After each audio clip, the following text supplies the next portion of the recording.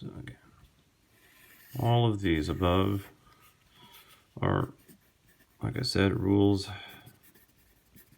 that apply to any function. Any functions f and g. And now we'll have, sorry, I can't see that, just one second.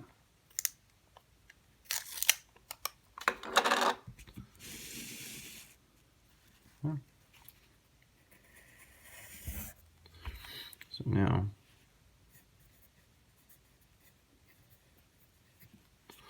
rules that apply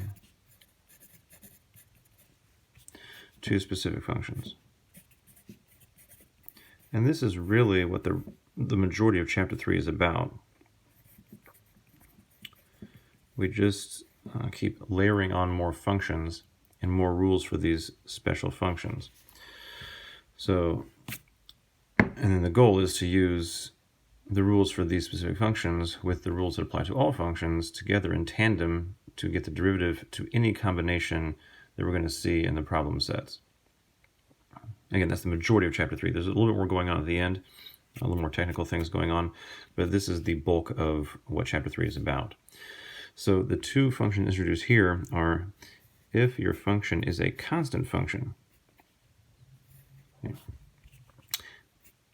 then the derivative is 0. This makes perfect sense logically because if you have a constant function, it's a horizontal line when graphed, and the derivative, that is the slope, again, of a horizontal line should be 0 everywhere.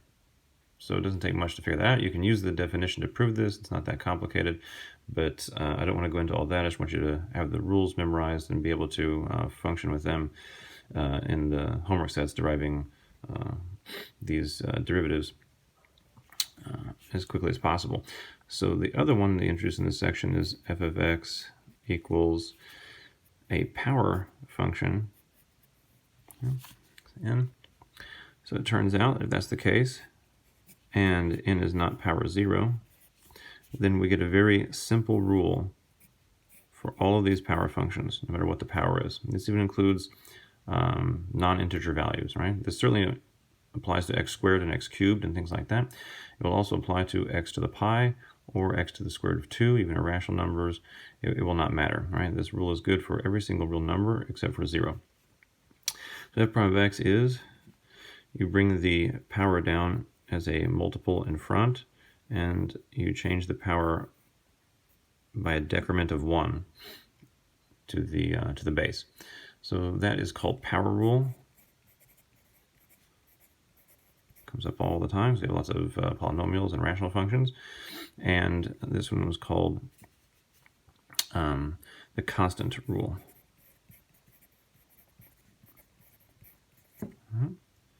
So these are the two introduced here, and we're going to develop more and more throughout the rest of Chapter 3. Now, of import here is that you have a constant rule here. That's when the function itself is constant. All right? So that's when the derivative of this is 0. Up here, there's something that's slightly different, and that was a constant multiple rule. When you're multiplying a function by a constant, it does not become 0. Right? It simply moves outside of the derivative process and is applied after the fact instead of before. Right? Again, just inverting the operations. Instead of c times f of x derivative, it's c times the derivative of x. And so these two are totally different. Just give a quick example here of both of these, so there's no confusion. So example, let's say you have the function 3x to the 4th. Well, then the derivative, right, then f prime is going to be 3x to the 4th prime, right? But using the constant multiple rule, right, the derivative can apply itself to the x to the 4th, leaving the 3 untouched.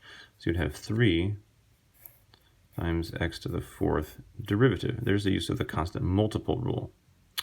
And now we have the power rule sitting here. X to the 4th derivative is, of course, 3 again left alone. So we'll now have 4x to the third. There's no more derivatives happening here, so now we have 12x to the third to simplify the final result. Right? As opposed to if you had f of x equals 3 plus x to the fourth. Well, now this 3 is a separate function added to the x to the fourth. And now it's going to go to 0 instead of being attached to the x to the fourth.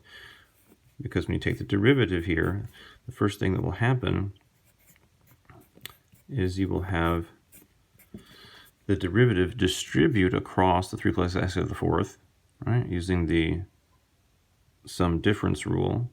So you'll have the derivative of 3 plus the derivative of x to the fourth. The derivative of 3 unto itself is, of course, 0 because of the constant rule, not constant multiple rule. Plus the derivative of x to the fourth, we just said was 4x cubed due to the power rule. Adding to 0 does nothing, so therefore we end up with 4x to the third unto itself. Okay? So there's the difference between the constant rule and the constant multiple rule. Do not confuse them.